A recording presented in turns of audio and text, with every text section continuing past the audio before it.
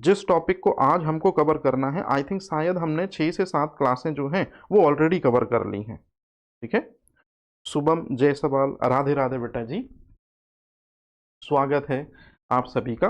तो आज जिस टॉपिक को हमको पढ़ना है वो सामने स्क्रीन पर आपको दिख रहा होगा। टॉपिक का नाम है student metabolic path, digestion and absorption. ये टॉपिक आपको दिया है, लेकिन आप लोगों में अगर इस टॉपिक के प्रति यदि कभी न कभी क्यूरियोसिटी रही होगी तो आप पाएंगे कि इस पर्टिकुलर टॉपिक में आपको पढ़ना इस चीज़ के बारे में है।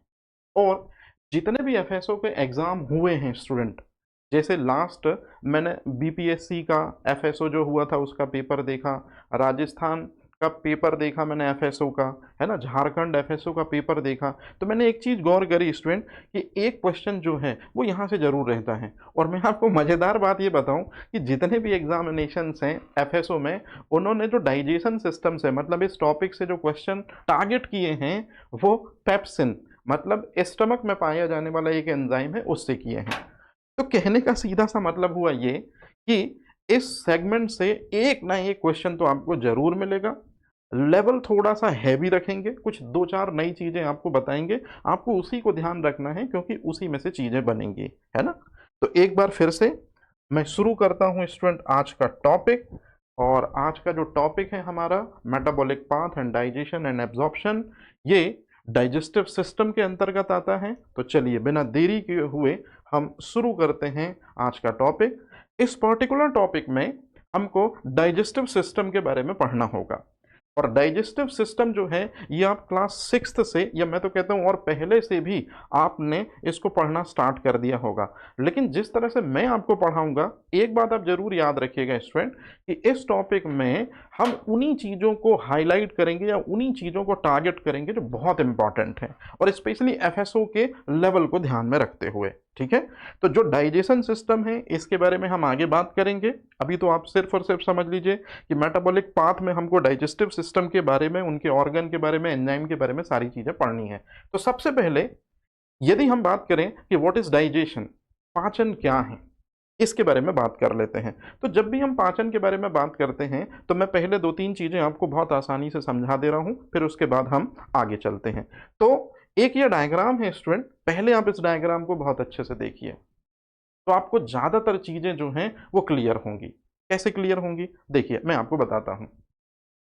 आप लोग जो हैं वो भोजन तो करते ही होंगे, और जब भी आप भोजन करने बैठते होंगे स्टूडेंट तो आप पाते होंगे कि आप लोग जैसे कि खाना खाते हैं, तो खाना खाते हैं तो आपका जो फूड होता है मतलब जो थाली होती है उसमें चावल होता है, मतलब उसमें रोटी होती है। अब यदि हम चावल और रोटी के बारे में बात करें स्टूडेंट तो ये कार्बोहाइड्रेट का एक टाइप है जो पॉलीसैकेराइड मतलब स्टार्च कहलाता है। तो इसको आप थोड़ा सा ध्यान रखेंगे, हालांकि ये चीज़ ऑलरेडी आपको पता है। अच्छा, दूसरी चीज जो हम अपनी थाली में ज्यादातर लोग जब दाल लेते हैं तो दाल जो है उसमें क्या होती है स्टूडेंट, वो प्रोटीन का सबसे बढ़िया सोर्स है। तो दाल में होती है स्टूडेंट प्रोटीन। अब आप यदि दाल लेंगे या सब्जी लेंगे तो दाल और सब्जी को तड़काया जाता है। इसका सीधा सा मतलब है कि दाल या सब्जी में फैट कंटेंट होता है, वसा कंटेंट होता है। तो स्पेशली यदि आप लोगों ने स्टार्टिंग में न्यूट्रिशन पढ़ा होगा तो मैंने आपको ये चीज़ बहुत अच्छे से सिखाई थी कि फूड के जो 3 इंग्रेडिएंट हैं, कार्बोहाइड्रेट, प्रोटीन और फैट, इनको कहते हैं मैक्रोन्यूट्रिएंट्स, इनको कहते हैं वृहद पोषक तत्व। जब भी हम अपनी थाली अरेंज करेंगे तो कार्बोहाइड्रेट मतलब स्टार्च, प्रोटीन और फैट कंटेंट को ज़्यादा से ज़्यादा मात्रा में लेंगे। इसलिए इन तीनों के लिए हम कौन सा वर्ड यूज़ करते हैं, वृहद पोषक तत्व। लेकिन एक बात रखिएगा स्टूडेंट याद, ये वृहद पोषक तत्व तो हैं, ये मैक्रोन्यूट्रिएंट्स तो हैं, लेकिन साथ ही साथ में ये जो हैं ये जटिल कार्बनिक पदार्थ भी हैं। जटिल कार्बनिक पदार्थ क्यों, कॉम्प्लेक्स ऑर्गेनिक मटेरियल क्यों, या जटिल कार्बनिक यौगिक हम इनको क्यों बोलते हैं, क्योंकि डाइजेस्टिव सिस्टम में हम इन 3 चीजों को फूड के रूप में इस्तेमाल करते हैं। इसी को एक वर्ड में हम बोलेंगे कॉम्प्लेक्स ऑर्गेनिक कंपाउंड। और जैसे ही ये हमारी बॉडी के अंदर जाते हैं, तो जैसे ही ये हमारे बॉडी के अंदर जाते हैं, हमारे शरीर के अंदर जाते हैं, तो 2 चीजें हैं स्टूडेंट। उसमें जो सबसे इंपॉर्टेंट चीज आपको ध्यान रखना है स्टूडेंट, वो है एंजाइम। तो जो जटिल कार्बनिक यौगिक हैं, कॉम्प्लेक्स फूड मटेरियल हैं, याद रखिएगा ये तीनों के लिए मैं एक वर्ड यूज कर रहा हूं, ये चीज। तो जटिल कार्बनिक पदार्थ come into contact with enzyme, जिसमें एंजाइम का रोल 95% है और वाटर की जो वैल्यू है स्टूडेंट वो ओनली 5% है। तो ये बात आप ध्यान रखेंगे कि जो ये तीनों के तीनों सब्सटेंस है, फूड इंग्रेडिएंट हैं, ये एंजाइमों के कांटेक्ट में आते हैं और ब्रेक हो जाते हैं, टूट जाते हैं। अब ये किस चीज में टूटते हैं स्टूडेंट, ये लिखा हुआ है। तो जटिल चीज टूटती है सरल चीज में, और बाकी तो ये कार्बनिक यौगिक है ही है। कार्बनिक यौगिक मतलब कहने का है कि complex organic compound converted into simpler organic compound with the help of enzyme, this is the process known as digestion। मतलब जटिल चीज सरल चीज में परिवर्तित हो जाती है, किसकी हेल्प से, एंजाइम की हेल्प से। इसी को पाचन, इसी को डाइजेशन कहते हैं। अब सबसे काम की चीज ये स्टूडेंट ध्यान रखिएगा, जब आप स्टार्च खाते हैं तो स्टार्च एंजाइम के सहयोग से या एंजाइम की हेल्प से इस चीज में ब्रेक डाउन हो जाता है या इस चीज में टूट जाता है। प्रोटीन यदि आप खाते हैं तो प्रोटीन एंजाइमों की हेल्प से एमिनो एसिड में ब्रेक हो पाता है या एमिनो एसिड में टूट जाता है। और जब आप फैट खाते हैं तो फैट एंजाइमों की हेल्प से फैटी एसिड में और ग्लिसरॉल में ब्रेक डाउन हो जाता है। और ये तीनों जो हैं स्टूडेंट याद रखेंगे, ये तीनों के तीनों क्या कहलाते हैं, ये सरल कार्बनिक यौगिक कहलाते हैं। मतलब आपने बचपन से पढ़ रखा है कि अगर आपसे कोई पूछता है कि डाइजेशन क्या है, तो डाइजेशन एक तरह का कन्वर्जन है, डाइजेशन एक तरह की चेंजिंग है, जिसमें complex food material simpler food material में कन्वर्ट हो जाता है with the help of enzyme. यही आपने पढ़ रखा है। लेकिन अब ध्यान रखिएगा स्टूडेंट, ये वही इमेज है जिसको मैंने अभी अभी बनाया कि कॉम्प्लेक्स फूड मटेरियल जिसमें स्टार्च आएगा, प्रोटीन आएगा, फैट आएगा, वो एंजाइमों की हेल्प से और वाटर की हेल्प से, जिसमें ज़्यादातर किसके बारे में हमको डिस्कस करना है, एंजाइमों की हेल्प से वो सिंपलर फूड मटेरियल में कन्वर्ट हो जाएगा। और यही प्रोसेस क्या कहलाती है स्टूडेंट, डाइजेशन कहलाती है। लेकिन जो सबसे कॉमन चीज़ आपको याद रखना है, जो सबसे मेन चीज़ आपको याद रखना है स्टूडेंट, और वो कौन सी चीज़ है, देखिए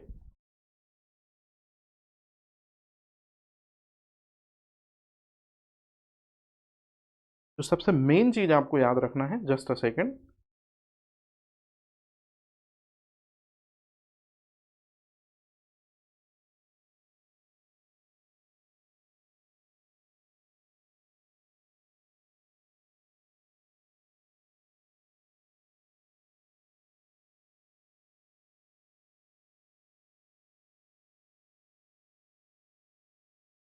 कि अब कभी लाइफ में यदि कोई आपसे पूछे स्टूडेंट कि एंजाइम क्या होता है, सॉरी डाइजेशन क्या होता है, तो आप हमेशा याद रखेंगे स्टूडेंट, ये जो लाइन है, इस लाइन को आपको हमेशा याद रखना है।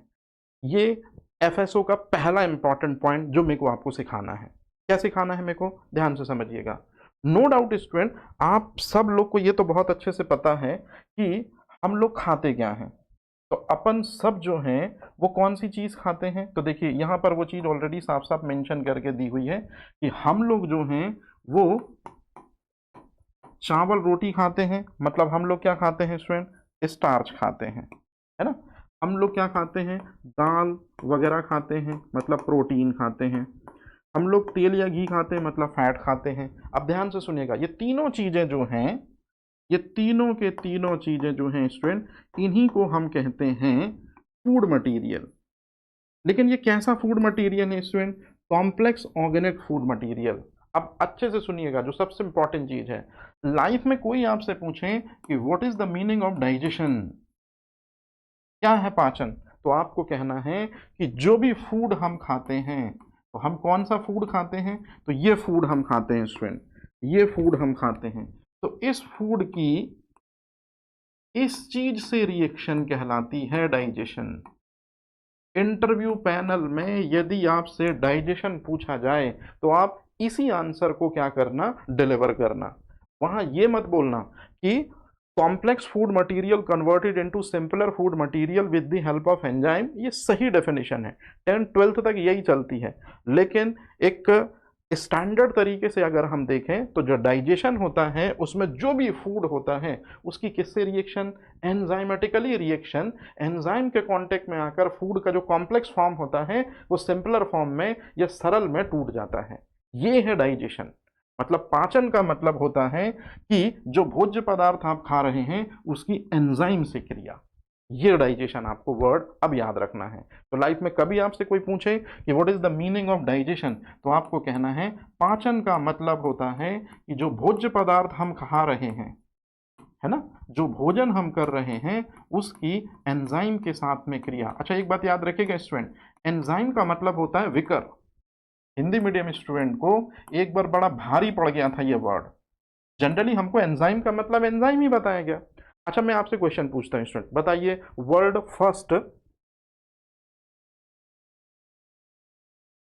आयुष का कहना है कि मीडियम हिंदी रहेगा कि इंग्लिश, बायलिंगुअल रहेगा आयुष, दोनों मीडियम रहेंगी, है ना, दोनों मीडियम रहेगा। तो आपको खुद ही क्या करना होगा, उसको मैनेज करना होगा। लैंग्वेज आपको दोनों में मिल जाएंगे, नोट्स समझा दोनों फॉर्म में दिया जाएगा, तो ये थोड़ा सा ध्यान रखिएगा। अब डाइजेशन क्या होता है आप खुद ही देख लीजिए, इसकी रियलिटी कहानी ये है स्टूडेंट कि आप खाते हैं कार्बोहाइड्रेट मतलब स्टार्च कॉम्प्लेक्स फॉर्म, आप खाते हैं प्रोटीन, है ना, कॉम्प्लेक्स फॉर्म, आप खाते हैं फैट मतलब कॉम्प्लेक्स फॉर्म।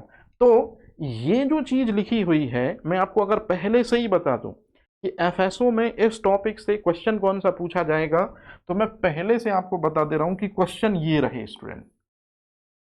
और जितने भी अदर स्टेट के जितने भी एफएसओ के एग्जामिनेशंस हुए हैं उसमें जो भी क्वेश्चन बने हैं वो यहीं से बने हैं।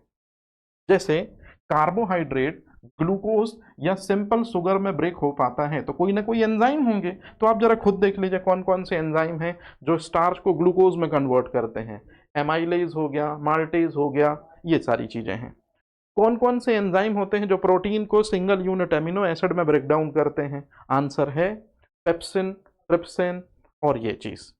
और ये जो क्वेश्चन है, ये वाला जो क्वेश्चन है, ये लगभग लगभग 2 एफएसओ के एग्जामिनेशन में रेगुलर पूछा गया कि पेप्सिन जो एंजाइम है वो किस चीज के ब्रेकडाउन के लिए या किस चीज। अच्छा एक बात याद रखिएगा स्टूडेंट, डाइजेशन प्रोसेस में जिसको हम ब्रेकडाउन कहते हैं वो रियल सही वर्ड है, क्योंकि प्रोटीन जो है वो ब्रेकडाउन होगा किसमें, अमीनो एसिड में।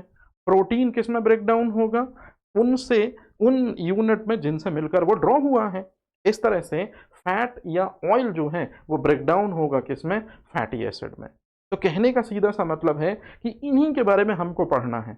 मतलब इस पर्टिकुलर टॉपिक से जो भी क्वेश्चन आएंगे वो एंजाइम से क्वेश्चन आएंगे कि कार्बोहाइड्रेट को कौन कौन से एंजाइम जो है वो डाइजेस्ट करते हैं, प्रोटीन को कौन से एंजाइम डाइजेस्ट करते हैं, फैट को कौन से एंजाइम डाइजेस्ट करते हैं। हालांकि फैट को डाइजेस्ट करने वाला एक एंजाइम जो आपको बहुत अच्छे से पता है वो है लाइपेज, है ना, ये चीजें हैं।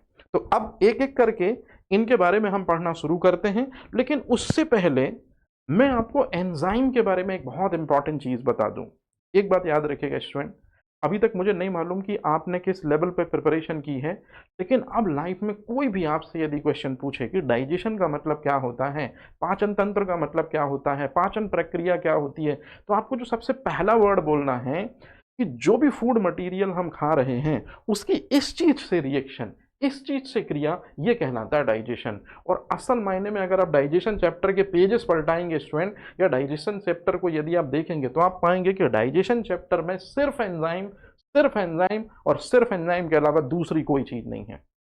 जो क्वेश्चन आते हैं, इसलिए आप थोड़ा सा दिमाग लगाइए, कभी भी आपने डाइजेशन सिस्टम के जब क्वेश्चन देखे होंगे तो ज्यादातर वो एंजाइमों से क्यों पूछते हैं, यही रीजन है स्टूडेंट, क्योंकि डाइजेशन का मतलब ही होता है कि जो भी फूड आप खाते हैं, जो भी भोजन आप खाते हैं उसकी एंजाइम से रिएक्शन, और एंजाइम से रिएक्शन के बाद ही जो फूड होता है उसका कॉम्प्लेक्स फॉर्म सिंपलर फॉर्म में कन्वर्ट हो पाता है, और वही सिंपलर फॉर्म को इंटेस्टाइन में पाए जाने वाले माइक्रोविली जो होते हैं वो एब्जॉर्ब कर पाते हैं। तो ये है फंडा।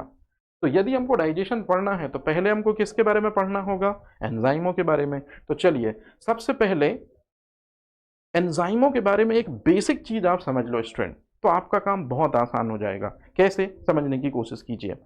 जैसे आपने एक चीज पढ़ी होगी स्टूडेंट कि इस दुनिया में जो प्रोटीन होती है, अच्छे से पढ़िएगा, इंपॉर्टेंट चीज है, इसलिए बिल्कुल बेसिक बता रहा हूं।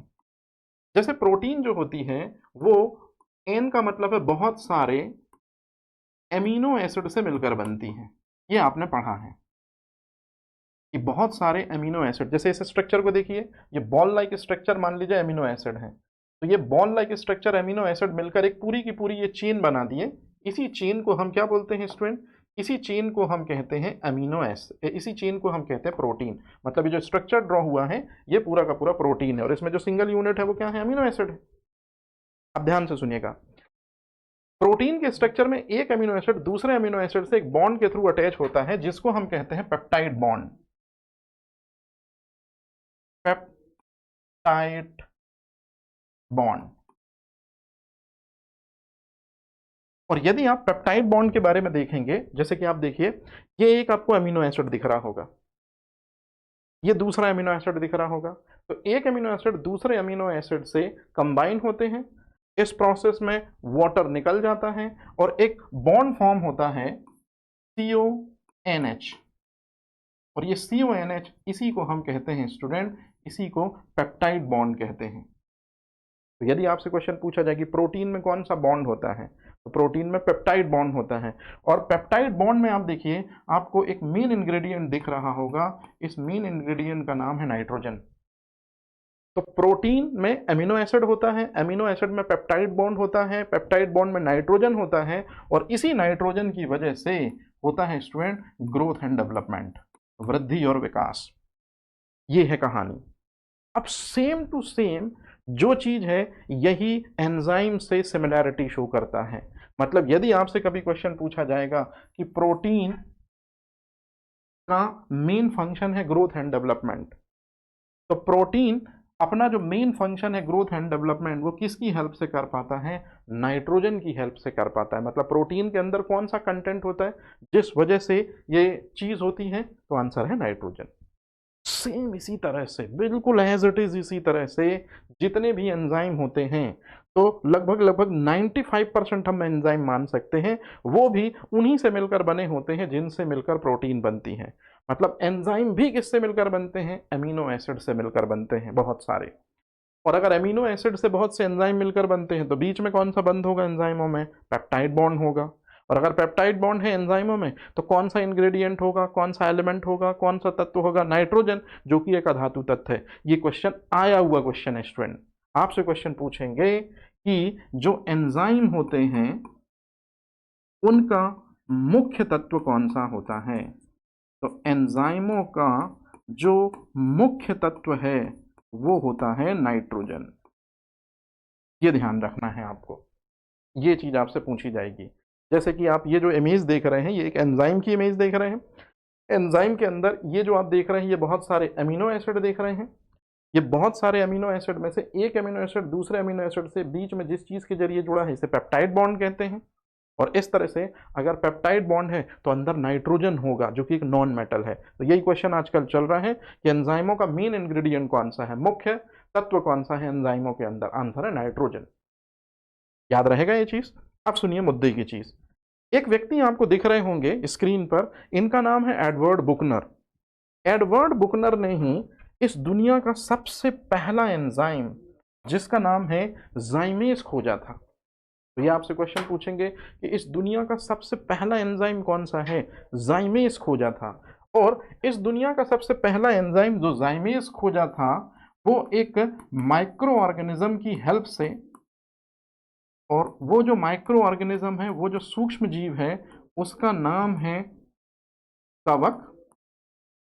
और कवकों में भी आपने ऑलरेडी एक कवक का नाम जरूर पढ़ा होगा स्टूडेंट, यीस्ट, जिसको हिंदी में हम कहते हैं खमीर। तो आप थोड़ा सा अच्छे से देख लीजिए, जो मैंने अलग से चीज लिखी ये आपके क्वेश्चन है कि इस दुनिया का सबसे पहला एंजाइम एडवर्ड बुकनर ने खोजा था, नाम है एंजाइम का जाइमेज। लेकिन ये जाइमेज एंजाइम मिलता कहाँ है, तो ये जाइमेज एंजाइम एक माइक्रो ऑर्गेनिज्म के अंदर मिलेगा। उस माइक्रो ऑर्गेनिज्म का नाम स्टूडेंट है फंगस, और उस फंगस का नाम है यीस्ट। इस तरह से इसका इमेज होता है स्टूडेंट। मतलब यीस्ट के बारे में यदि कभी आप इमेज बनाकर देखेंगे तो ऐसा होता है यीस्ट, सिंगल सेलुलर स्ट्रक्चर वाला फंगस होता है यीस्ट। तो इसी यीस्ट के अंदर से दुनिया का सबसे पहला एंजाइम जाइमेस प्राप्त किया था या निकाला था या बताया था इस शख्सियत ने, जिसकी वजह से साल 1907 में साहब को नोबेल प्राइज मिल जाता है। तो 1907 में जो नोबेल प्राइज मिला किसको? एडवर्ड बुकनर को। वो किस चीज के लिए? सबसे पहला एंजाइम, मतलब वर्ल्ड फर्स्ट एंजाइम या प्रथम विकर, एंजाइम को विकर बोलते हैं, तो प्रथम विकर जाइमेज जो है वो दरअसल में खोजा था। किसने खोजा था? एडवर्ड बुकनर ने। अब ध्यान से सुनिएगा, इन्होंने इस दुनिया का सबसे पहला एंजाइम जाइमेज खोजा और इसी की वजह से एक रिएक्शन परफॉर्म हुई। इस रिएक्शन से 101% क्वेश्चन हर एग्जाम में आते हैं स्टूडेंट, ये है वो रिएक्शन, हर एग्जाम में क्वेश्चन आता है इस रिएक्शन से। क्वेश्चन ये आता है कि ये दुनिया का जो सबसे पहला एंजाइम है जिसका नाम है जाइमेज, ये क्या काम करता है? तो आपको हमेशा ध्यान रखना है कि दुनिया का जो सबसे पहला एंजाइम है जाइमेज, इसी की वजह से ब्रेड इंडस्ट्री और वाइन इंडस्ट्री, ये दोनों के दोनों इंडस्ट्री हैं, ये फलीभूत हो पाएंगी। ब्रेड इंडस्ट्री और वाइन इंडस्ट्री जो चल पाई, जो आज सरवाइव कर रही है और आगे करती रहेगी, मतलब जब तक सूरज चांद रहेगा, अगर ये दोनों इंडस्ट्री हैं ब्रेड और वाइन, तो हमेशा ये सरवाइव करेंगी इस चीज की वजह से। किस चीज की वजह से? कौन से माइक्रो ऑर्गेनिज्म की वजह से? यीस्ट की वजह से। और यीस्ट में से कौन सी चीज निकलती है, कौन सा एंजाइम निकलता है? इसकी वजह से। तो जाइमेज एंजाइम क्या करता है कि ब्रेड और वाइन इंडस्ट्री में ये एक बहुत इंपॉर्टेंट काम करता है। काम ये करता है कि ग्लूकोज को ये कन्वर्ट करता है एथिल अल्कोहल में और कार्बन डाइऑक्साइड में। और यदि आप इसको देखेंगे इस प्रोसेस को, तो इस प्रोसेस में आप पाएंगे कि यही प्रोसेस तो फर्मेंटेशन प्रोसेस है। यही प्रक्रिया तो दरअसल में किण्वन प्रक्रिया है। और किण्वन प्रक्रिया में हमेशा ज़्यादातर जाइमेज एंजाइम ही ग्लूकोज को एथिल अल्कोहल में कन्वर्ट करता है और साथ में CO2 बनती है। तो जैसे कि आप ये देख रहे हैं कि जब भी हमको शराब बनानी होती है तो हम फ्रूट जूस लेते हैं, मतलब शुगर लेते हैं, उसके अंदर यीस्ट डालते हैं, यीस्ट अपने अंदर से एक एंजाइम निकालता है जाइमेज, और उसी एंजाइम की वजह से, जाइमेज की वजह से जो शुगर है, जो ग्लूकोज है, will be converted into ethyl alcohol. और इस प्रोसेस में ऑक्सीजन की नीड नहीं होती है, इसलिए इसे फर्मेंटेशन कहते हैं। और फर्मेंटेशन प्रोसेस जिसने सबसे पहले खोजी थी, उनका नाम है लुईस पास्चर। अब यहाँ एक चीज है स्टूडेंट समझने वाली, ध्यान से समझिएगा। जैसे आपने एक फूल दो माली के बारे में सुना होगा स्टूडेंट, सेम टू सेम यही कॉन्सेप्ट यहाँ भी अप्लाई होता है। दरअसल में एक माइक्रो ऑर्गेनिज्म है जिसका नाम है यीस्ट।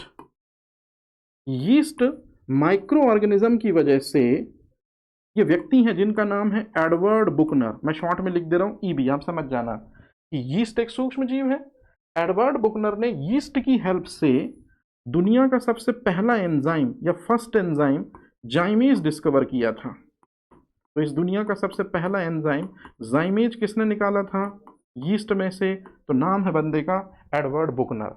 अब इसी यीस्ट की हेल्प से एक दूसरा पर्सन है जिनका नाम है लुई पास्चर। इनको फादर ऑफ माइक्रोबायोलॉजी कहते हैं। तो ये जो लुई पास्चर हैं, इन्होंने यीस्ट की हेल्प से एक प्रक्रिया खोजी थी जिसे हम फर्मेंटेशन प्रोसेस कहते हैं। और यीस्ट की हेल्प से ही लुई पास्चर ने जो फर्मेंटेशन प्रोसेस खोजी थी, ये 1857 में खोजी थी।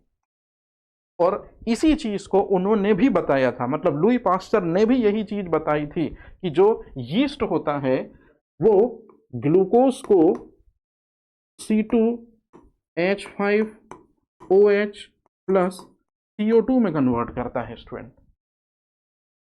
मतलब कहने का है कि यीस्ट और जाइमेज ये दोनों के दोनों ग्लूकोज को एथिल अल्कोहल में कन्वर्ट करते हैं और साथ में CO2 बनती है। ये भी क्वेश्चन है स्टूडेंट, आपसे क्वेश्चन पूछते हैं, अच्छे से देख लीजिए। शराब बनाने के दौरान कौन सी चीज का परिवर्तन कौन सी चीज में होता है? तो जब शराब बनती है तो ग्लूकोज जो है वो किण्वन प्रक्रिया द्वारा एथिल अल्कोहल में परिवर्तित होती है। और आपसे पूछते हैं कि बुलबुले जो बनते हैं शराब में वो किसकी वजह से बनते हैं? CO2 की वजह से बनते हैं। तो आपसे अगर कोई क्वेश्चन पूछे कि किण्वन प्रक्रिया में ग्लूकोज के जाइमेज द्वारा परिवर्तन से कौन सी चीज बनती है? एथिल अल्कोहल बनता है। यहां तक कहानी क्लियर है? अच्छा, एक बात हमेशा याद रखिएगा, कई बुकों में जो यीस्ट है उसकी एक वैरायटी का नाम लिया गया है, मतलब यीस्ट की एक वैरायटी यूज की जाती है जिसका नाम है सैक्रोमाइसेस सेरेविएसी। तो ये चीज मैंने आपको शुरुआती लेक्चर में बताई थी कि यीस्ट की एक वैरायटी है, यीस्ट का एक प्रकार है सैक्रोमाइसेस सेरेविएसी। ये ही दरअसल में वो फंगस है जिसके अंदर से जाइमेज एंजाइम निकलता है और वो ग्लूकोज को एथिल अल्कोहल में कन्वर्ट करता है और साथ में CO2 बनती है। तो याद रखिएगा स्टूडेंट, जो ये पंचायत मैंने आपको बताई इसमें से 3 क्वेश्चन हैं जिनका बेसिक एकदम क्लियर है, कोई दिक्कत नहीं। लेकिन जो पहली बार पढ़ रहे हैं एक एक चीज अच्छे से समझ लीजिएगा, ये बहुत काम आएगी आपके, ठीक है। अब चलते हैं आगे। तो कहानी सिर्फ इतनी सी है कि यदि मैं आपसे क्वेश्चन पूछ लूं कि जो फर्मेंटेशन प्रोसेस है, जो किण्वन प्रक्रिया है, इसकी खोज किस सन में हुई थी? पहला क्वेश्चन 1857। किण्वन प्रक्रिया किसने खोजी थी? Lewis pasture. लुईस पास्चर ने किण्वन प्रक्रिया में क्या बताया था कि ग्लूकोज जो है वो एथिल अल्कोहल में कन्वर्ट होता है और साथ में निकलती है CO2 गैस। ये भी मैंने सिखाया। यही क्वेश्चन जो है ये मोस्ट इंपॉर्टेंट क्वेश्चन है जो आपसे पूछा जाता है। और इस प्रोसेस में यदि मैं FSO के हिसाब से आपको चीजें बता दूं तो इस प्रोसेस में जो सूक्ष्म जीव या इस प्रोसेस में जो माइक्रो ऑर्गेनिज्म यूज होता है उसका नाम है यीस्ट, मतलब खमीर। लेकिन यीस्ट की कौन सी वैरायटी? ये जो जाइमीज एंजाइम निकलता है ये किस यीस्ट से निकलता है? तो उस यीस्ट का नाम है सैक्रोमाइसेस सेरेविएसी। ये ध्यान रखना है आपको, मतलब यहां से क्वेश्चन बनने ही बनने हैं, अभी तक तो बने हैं। अब यदि कोई आपसे पूछे कि बताइए ये लुईस पास्चर जो है ये कौन है, तो आपको ये वर्ड भी याद रखना है कि एक जर्मन साइंटिस्ट है लुई पास्चर। याद रहेगा ये चीज? तो एक जर्मनी, माफी चाहता हूं, एडवर्ड बुकनर जो है वो जर्मनी से हैं। तो जर्मन पर्सन है जिनका नाम है एडवर्ड बुकनर, उन्हीं को सबसे पहले साल 1907 में नोबेल प्राइज से सम्मानित किया था, क्योंकि उन्हीं ने बताया था कि जो जाइमेज एंजाइम होता है वो ग्लूकोज को किस में कन्वर्ट करता है? एथिल अल्कोहल में। और इसी की वजह से, इस एथिल अल्कोहल की वजह से ब्रेड इंडस्ट्री और वाइन इंडस्ट्री ये दोनों के दोनों सर्वाइव कर पाई। ये है कहानी स्टूडेंट, याद रहेगा। अब आप लोग जरा जल्दी से मुझे कमेंट करके बताइए कि अगर आपको ये पता चल गया है कि एडवर्ड बुकनर जिन्होंने जाइमेज एंजाइम की खोज करी थी, अगर ये जर्मन साइंटिस्ट हैं, तो आप मुझे बताइए कि लुई पास्चर की नेशनैलिटी किस देश से है। देखते हैं कितने लोग इस क्वेश्चन का रियल आंसर कर पाते हैं। तो जो चीज मैंने अभी आपको कुछ समय पहले जो शुरुआत के लेक्चर है उनमें मैंने आपको समझाई थी, लेकिन बिल्कुल मैं शॉर्ट में आपको ये बता रहा हूँ स्टूडेंट कि जब भी आप ब्रेड वगैरह डिजाइन करते हैं, जब भी आप बेकरी इंडस्ट्री में ब्रेड बनाते हैं, बिस्कुट बनाते हैं, तो यहाँ पर भी एक प्रक्रिया यूज होती है जिसका नाम है फर्मेंटेशन। और फर्मेंटेशन प्रोसेस में हमेशा याद रखिएगा एक एंजाइम उपयोग में लाया जाता है जिसका नाम है जाइमेज, यही वर्ल्ड फर्स्ट एंजाइम। एक माइक्रो ऑर्गेनिज्म यूज किया जाता है जिसका नाम है सैक्रोमाइसेस सेरेविएसी, जो कि एक यीस्ट है। और सेम टू सेम यही चीज वाइन इंडस्ट्री में भी यूज की जाती है। तो वाइन इंडस्ट्री में हम क्या करते हैं, जैसे जनरली जो वाइन होती है वो महुए से बनाई जाती है, तो महुए को क्रश कर लिया जाता है और क्रश करके उसे ग्लूकोज का पेस्ट बना दिया जाता है। और उसी ग्लूकोज के पेस्ट को एक ऐसे बड़े चेंबर में रख दिया जाता है सड़ने के लिए जहां ऑक्सीजन ना जाती हो।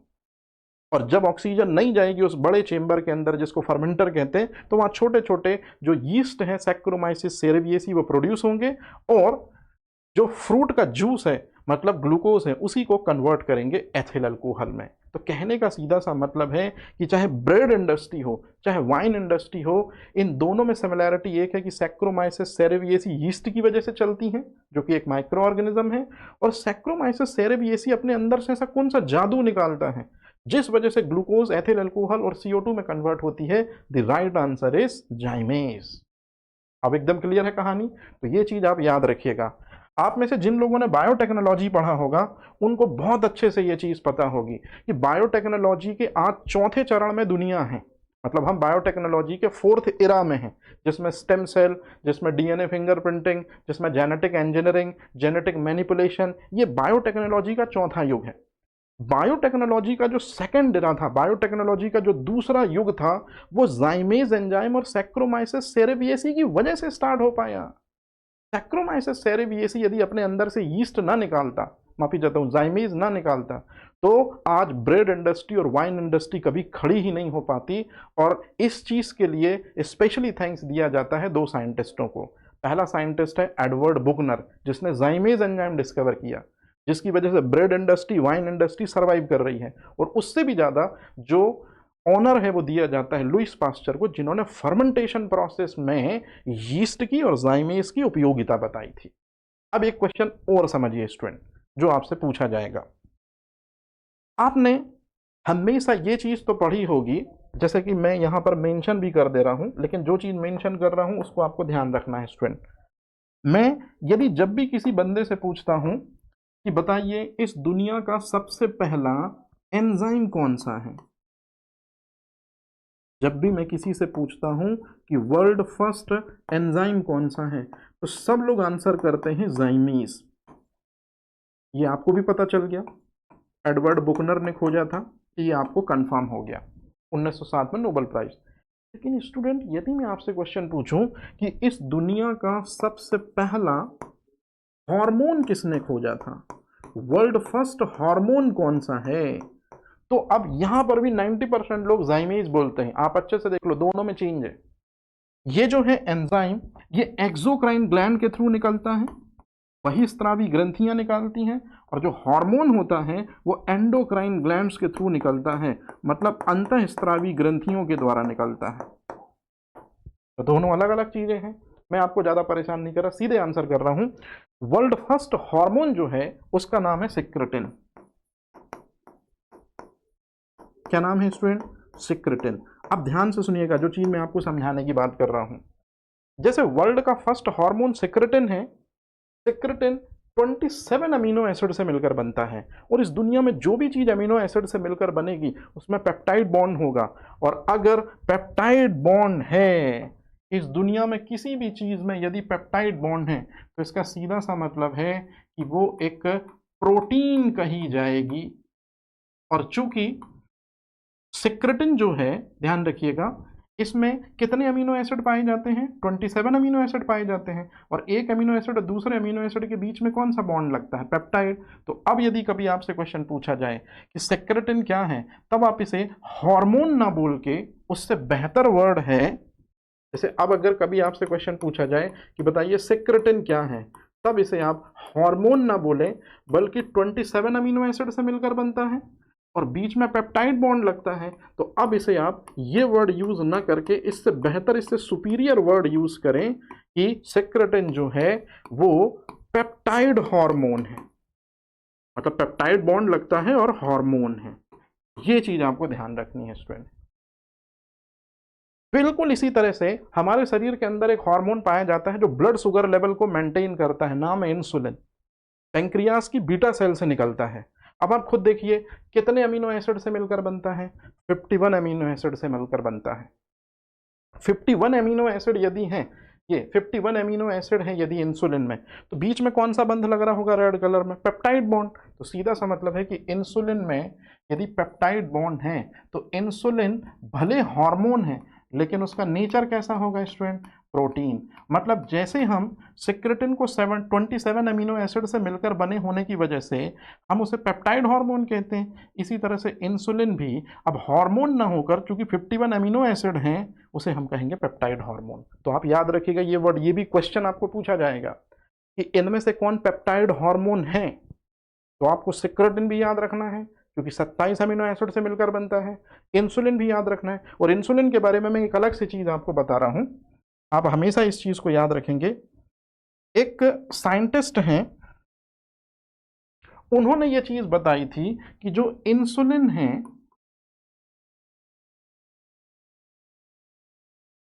ध्यान रखिएगा, जो इंसुलिन है वो 51 अमीनो एसिड और एक धातु से मिलकर बनता है जिसे जिंक कहते हैं।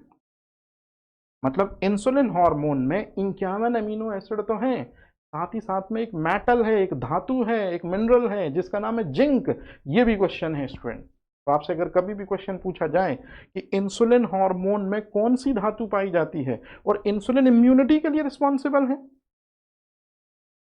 जैसे आपने देखा होगा कि जिंक जो मिनरल है, जिंक जो धातु है, ये इम्यूनिटी के लिए रिस्पॉन्सिबल है। तो जब भी आपको डायबिटीज होती है तो डायबिटीज में इंसुलिन हार्मोन की मात्रा कम हो जाती है। इंसुलिन हार्मोन की मात्रा कम हो जाती है मतलब 51 अमीनो एसिड भी कम और जिंक भी कम। जिंक कम होने की वजह से आपका इम्यून सिस्टम वीक हो जाता है, क्योंकि इम्यूनिटी बूस्टर जो मिनरल है वो जिंक है। आपने कोरोना के टाइम पे जिंको भी टैबलेट खाई होंगी। क्यों खाई होंगी? क्योंकि जिंक जो है वो एक ऐसा मिनरल है, एक ऐसा खनिज है जो कि इम्यूनिटी बूस्ट करता है। कहानी क्लियर रहेगी अब? तो ये ध्यान रखिएगा। अच्छा, तो अब इसी तरह से यदि कभी आपसे क्वेश्चन पूछा जाए कि पेप्टाइड हार्मोन इनमें से पहचानिए, तो आप किसको पहचान लेंगे? सेक्रोटिन एक पेप्टाइड हार्मोन है, 27 अमीनो एसिड से मिलकर बनता है। 51 अमीनो एसिड से मिलकर बनता है एक हार्मोन जिसका नाम है इंसुलिन। और एक बात याद रखिएगा स्टूडेंट, 9 अमीनो एसिड से मिलकर बनता है एक हार्मोन जिसका नाम है ऑक्सीटोसिन, जिसको हम लव हार्मोन कहते हैं। तो love hormone is also a type of peptide hormone. तो ये ऐसे क्वेश्चन है स्टूडेंट जो आपको एफएसओ में देखने को मिलेंगे ही मिलेंगे। ये लेवल है इस एग्जामिनेशन का जिसको आपको ध्यान रखना होगा।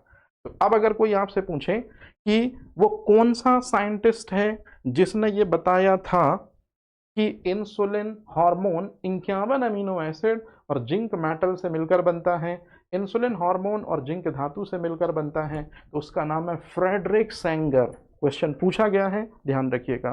तो एक व्यक्ति है जिसका नाम है फ्रेडरिक सेंगर। मैं यहां पर लिख देता हूं, ये जो इंफॉर्मेशन है, ये इंफॉर्मेशन किसने दी है स्टूडेंट? फ्रेडरिक सेंगर ने दी है, एक साइंटिस्ट है ये। तो ये जो फ्रेडरिक सेंगर हैं, इन्हीं ने बताया था पूरी दुनिया को कि इंसुलिन हार्मोन नहीं बल्कि पेप्टाइड हार्मोन है। कितने अमीनो एसिड है? 51 अमीनो एसिड है। कौन सी मेटल है? जिंक मेटल है। क्लियर है स्टूडेंट ये चीज? ऐसे क्वेश्चन आपको आएंगे।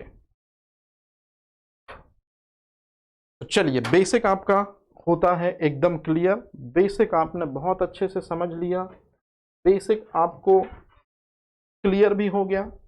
अब बारी है कि जब हम मेटाबॉलिक पाथ पढ़ते हैं तो हमको डाइजेस्टिव सिस्टम के वही सारी चीज़ें पढ़नी होंगी कि कौन कौन से डाइजेस्टिव ऑर्गन हैं, कौन कौन से जूस वो निकालते हैं, ये सारी चीज़ें। तो मैं एक काम करता हूँ स्टूडेंट, सबसे पहले आपको वो चीज़ सिखा देता हूँ जिसमें से क्वेश्चन आने हैं, क्योंकि मुझे तो ऐसा लगता है कि आपका लेवल वो प्रिपेयर है कि बस आपको यदि थोड़ा सी मेहनत करा दी जाए क्वेश्चन लेवल पर, तब आप बिल्कुल उसको कर लेंगे, क्योंकि ऑलरेडी ये चीज़ें पाई जाती आपको क्लियर होंगी।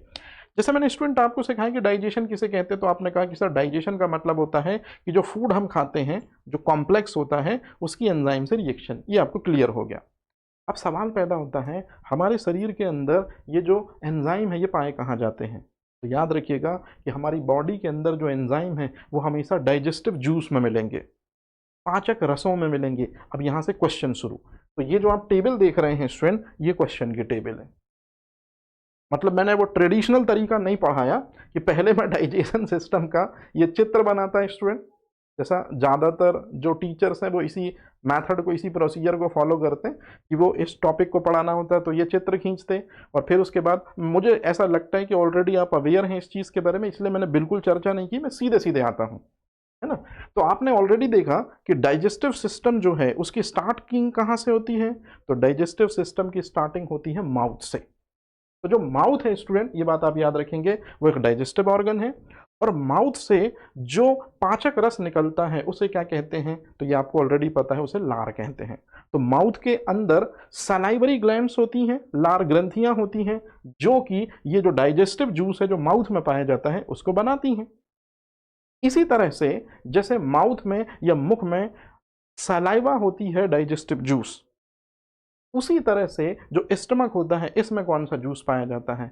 दुनिया का ऐसा क्वेश्चन जिसको हर एग्जाम ने पूछा है, एफएसओ तो छोड़ ही दो आप, हर एग्जाम ने क्वेश्चन पूछा है कि आमाशय कौन सा रस स्रावित करता है, आमाशय कौन सा जूस निकालता है, स्टमक कौन सा डाइजेस्टिव जूस सिक्रीट करता है। तो आमाशय जो जूस निकालता है उसे हम कहते हैं हिंदी में जठर रस, इंग्लिश में कहते हैं इंग्लिश में कहते हैं गैस्ट्रिक जूस। तो ये चीज भी आपको याद रखना है कि आमाशय एक जूस निकालता है जिसको हम डाइजेस्टिव जूस, जिसे हम जठर रस कहते हैं, जिसको गैस्ट्रिक जूस कहते हैं।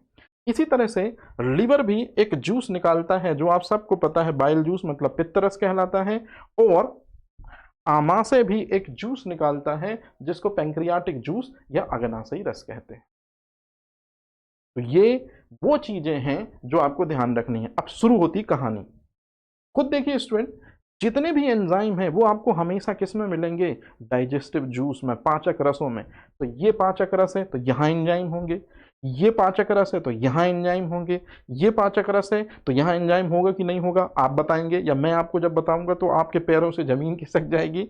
और सबसे लास्ट में पैंक्रियाटिक जूस यदि एक पाचक रस है तो एंजाइम यहीं होंगे। तो कहने का सीधा सा मतलब है कि एंजाइम हमेशा हमारी बॉडी में डाइजेस्टिव जूस के इनसाइड मिलेगा, जो पाचक रस है उसके अंदर मिलेगा। क्या पाचक रस है, तो थोड़ा थोड़ा एक आइडिया आपको पता चल गया होगा। अब शुरू करते हैं एफएसओ का real examination point of view. अभी तक जो चीजें मैंने आपको बताई ये सब बेसिक था, मुझे ऐसा उम्मीद थी कि ये सारी चीजें आपको पता होनी चाहिए। लेकिन यदि ये चीजें आपको पता नहीं है तो कोई दिक्कत वाली बात नहीं है, क्योंकि इसी चीज़ की प्रिपरेशन, इसी स्टैंडर्ड को मेंटेन करने के लिए कि क्या आपको पता होना चाहिए और क्या आपको नहीं पता होना चाहिए, या किन किन के बारे में आपको जानना चाहिए, इसी दौरान इसी बीच में हम और आप इसीलिए यहाँ हैं। तो जब भी आपसे वो क्वेश्चन पूछेंगे कि डाइजेस्टिव प्रोसेस जो होती है या मेटाबॉलिक पाथ जो होता है, याद रखिएगा स्टूडेंट, उसमें 5 जो होते हैं मेन स्टेजेस होती हैं, 5 जो होते हैं वो मेन चरण होते हैं। तो यही आपसे क्वेश्चन पूछेंगे कि मेटाबॉलिक पाथ के या पाचन प्रक्रिया के वो 5 स्टेज कौन कौन से, 5 चरण कौन कौन से हैं, वो आप बताइए। तो ये क्वेश्चन आप बहुत अच्छे से प्रिपेयर करेंगे, ये बहुत इंपॉर्टेंट क्वेश्चन है स्टूडेंट। तो मैं आपको बिल्कुल सिंपल तरीके से बताता हूं, ये हैं डाइजेस्टिव प्रोसेस के वो 5 चरण या वो 5 स्टेजेस जिनसे मिलकर डाइजेशन या पाचन प्रक्रिया पूरी तरह से कंप्लीट होती है। तो अगर आपसे कभी कोई ऐसा क्वेश्चन पूछ ले कि मेटाबॉलिक पाथ कौन कौन सी स्टेजेस में होता है, तो 5 वो मेजर जो स्टेजेस हैं वो ये हैं स्टूडेंट। सबसे पहला है कि पाचन प्रक्रिया जो होती है उसका सबसे पहला जो स्टेप है वो है अंतर्ग्रहण। अंतर्ग्रहण आपको पता है, जब फूड हमारे सामने होता है हम उस फूड को उठाते हैं और अपने मुंह के अंदर लेते हैं, दांत उसको चबाते हैं, जितने टाइम पे दांत फूड को चबाते हैं उतने टाइम पे उससे सलाइवा मिक्स होती है, बोलस बनता है, वो बॉडी के अंदर जाता है। यही प्रोसेस है स्टूडेंट अंतर्ग्रहण। मतलब अंतर्ग्रहण जो होता है वो माउथ, दांत, सलाइवा, सलाइवरी ग्लैंड्स इनके द्वारा होता है। डाइजेस्टिव सिस्टम में दूसरा सबसे प्रमुख स्टेप्स है डाइजेशन, और कई बार समझाया, एक बार और समझिए आप। अगर लाइफ में आपको आपसे पूछे कि what is the meaning of digestion, पाचन मतलब क्या होता है, तो जो भी खाना आप खाते हैं, जो भी फूड आप खाते हैं, उसकी इस चीज से क्रिया, ये है student digestion. Food into enzyme is equals to digestion. अवशोषण का मतलब होता है कि जब हम फूड खाते हैं उसको एंजाइम ब्रेक करते हैं सिंपलर सब्सटेंस में, जैसे स्टार्च ग्लूकोज में ब्रेक होगा, प्रोटीन अमीनो एसिड में ब्रेक होगा, और जो फैट है वो फैटी एसिड में ब्रेक होगा। तो जो ग्लूकोज है, जो एमिनो एसिड है और जो फैटी एसिड है, इनको हम बोलते हैं सरल कार्बनिक यौगिक, या इन्हीं को कहते हैं सिंपल ऑर्गेनिक कंपाउंड। ये छोटी आंत के माइक्रोविली द्वारा एब्जॉर्ब होते हैं। तो स्मॉल इंटेस्टाइन में एक माइक्रोविली संरचना होती है, ये आपको स्मॉल इंटेस्टाइन दिख रही होगी। स्मॉल इंटेस्टाइन में ये हेयर लाइक प्रोजेक्शन, हाथ के उंगली नमा उभार जो दिख रहे हैं, इन्हीं को माइक्रोविलाई कहते हैं या माइक्रोविली कहते हैं। तो याद रखिएगा स्टूडेंट, अवशोषण हमेशा छोटी आंत के माइक्रोविली द्वारा होता है। ये क्वेश्चन है कि माइक्रोविली कहाँ पाए जाते हैं, स्मॉल इंटेस्टाइन में पाए जाते हैं।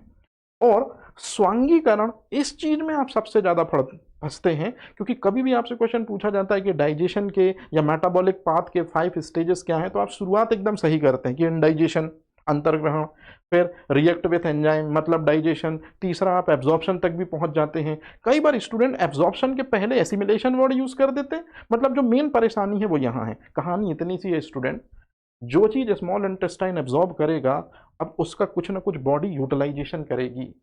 जैसे स्मॉल इंटेस्टाइन ने ग्लूकोज का एब्जॉर्प्शन किया, तो अब ग्लूकोज के जरिए यदि आपकी बॉडी एनर्जी ले ले, इसे कहते हैं एसिमिलेशन मतलब स्वांगीकरण। जो चीज छोटी आंत ने एब्जॉर्ब किया है मतलब एमिनो एसिड, उसके जरिए यदि आपकी बॉडी ग्रोथ एंड डेवलपमेंट कर ले, इसे कहते हैं एसिमिलेशन। फैटी एसिड, फैट के ब्रेकडाउन के बाद आपके बॉडी में फैटी एसिड गया है, उसको एब्जॉर्ब करता है स्मॉल इंटेस्टाइन, और स्मॉल इंटेस्टाइन उसको एडिपोज टिश्यू वसा ऊतकों तक पहुंचा देती है, और वसा ऊतकों में पहुंच के ये आपकी बॉडी को मस्कुलर बनाता है और लिटिल बिट एनर्जी देता है आफ्टर कार्बोहाइड्रेट के बाद। तो कहने का मतलब है कि जो पचा हुआ भोजन है, जो डाइजेस्ट फूड है, जो सिंपलर फूड है, इसको बॉडी द्वारा यूटिलाइज किया जाना, शरीर द्वारा उपयोग में लाया जाना, कि कार्बोहाइड्रेट के जरिए एनर्जी मिल गई, प्रोटीन के जरिए ग्रोथ एंड डेवलपमेंट गई, फैट के जरिए मस्कुलर ग्रोथ हो गया, तो शरीर द्वारा पचे हुए भोजन को उपयोग में लाना, इसी को एसिमिलेशन कहते हैं। और जो फूड एंजाइम से रिएक्ट नहीं हो पाएगा, जो फूड एंजाइम से नहीं क्रिया कर पाएगा, तो वो सीधा सीधा जो है वो अनडाइजेस्ट फूड बॉडी से बाहर रिलीज कर दिया जाएगा लार्ज इंटेस्टाइन की हेल्प से। तो डिफेक्शन या मल त्याग ऑलरेडी आपको पता है। तो याद रखिएगा स्टूडेंट, ये जो वे है कि मेटाबॉलिक पाथ के 5 स्टेजेस कौन सी हैं या डाइजेशन की 5 स्टेजेस कौन सी हैं, ये बहुत इंपॉर्टेंट चीज है। तो जब भी आपसे वो क्वेश्चन पूछेंगे तो आपको इस चीज को बहुत अच्छे से याद रखना है कि जो डाइजेशन के 5 स्टेप्स हैं उसमें सबसे पहला है इंजेशन। अब इसमें जो मेन चीज है मैं आपको वो समझा देता हूं। सबसे पहले इंजेशन की यदि हम बात करें तो इंजेशन की जो प्रक्रिया है वो मुख से शुरू होती है स्टूडेंट, और मुख के अंदर जो है वो होती है ओरल कैविटी मतलब मुख गुहा। तो ये आपका छोटा सा क्वेश्चन, हालांकि आप लोग ये बहुत अच्छे से जानते हैं। ये चीज मुख गुहा, ये गा है स्टूडेंट, ये चीज ओरल कैविटी।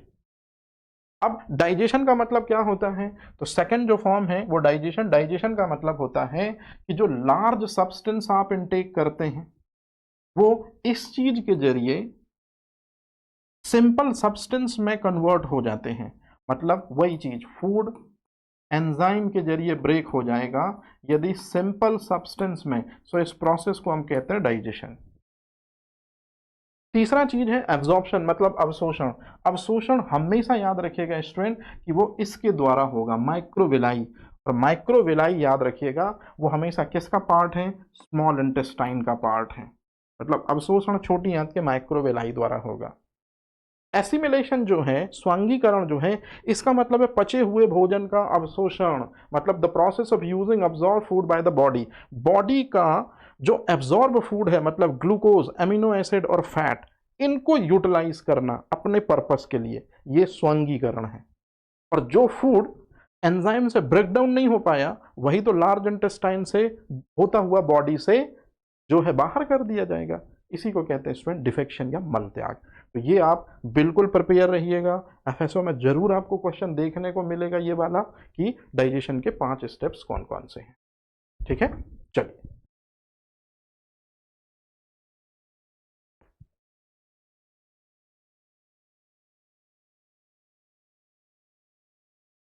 अब यहां से शुरू करते हैं स्टूडेंट वो चीज जो ऑलरेडी आपको पता है, पाचन तंत्र।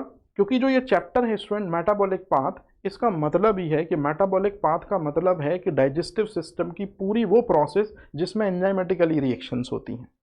तो पहले आपको डाइजेस्टिव सिस्टम के बारे में वही लिटिल बिट चीजें पता होनी चाहिए, मैं एक बार उनको बता दूंगा लेकिन थोड़ा स्टैंडर्ड तरीके से बताऊंगा, है ना। और अब चूंकि हमको एक नया टॉपिक ही शुरू करना है तो अब ये आज हम नहीं करते, इस सेशन को हम यहीं रोकते हैं। इस सेशन को हम करेंगे कल कंटिन्यू, है ना, क्योंकि डाइजेस्टिव सिस्टम के बारे में आप खुद देखिए ये वही चीज है जो आपने कहीं ना कहीं पढ़ रखी हैं, है ना, ये वही चीज़ें हैं जो आपने पढ़ रखी हैं। लेकिन मेरा क्वेश्चन क्या होगा, मेरा क्वेश्चन होगा आपको उस लेवल पे प्रिपेयर कराना जिस लेवल पे एफएसओ में क्वेश्चन पूछे जाते हैं। और एक बात याद रखिएगा, एफएसओ में मैंने जैसा कि लास्ट ईयर के क्वेश्चन पेपर जो देखे हैं उन पे एक चीज़ पाई है कि एफएसओ में ज़्यादातर जो क्वेश्चन हैं वो एंजाइमों से रिएक्टेड है। तो एंजाइमों से रिलेटेड क्वेश्चन ही आपको पूछे जाएंगे। लेकिन मैं एक बार कल पूरा ओवरऑल डाइजेस्टिव सिस्टम जो है आप जानते हैं मैं जानता हूं उसको बता दूंगा और आपको ये चीज़ क्लियर हो जाएंगी। एक लास्ट जल्दी से इन्फॉर्मेशन मैं आपको एक और चीज़ बता दूं स्टूडेंट, बिल्कुल आप याद रखिएगा कि एफएसओ से रिलेटेड कोई भी यदि क्वेरी होती है तो जो नंबर शुरुआत में मैंने आपको बताया था, है ना, इस नंबर पर बिल्कुल आप कांटेक्ट कर सकते हैं। जो आपकी क्वेरी हो, जो आपके माइंडसेट में जो चीज़ें आ रही हों, जैसे कि नंबर आपको स्क्रीन पर फ्लैश भी हो रहा होगा, उस पर आप आराम से बात कर सकते हैं, है ना। और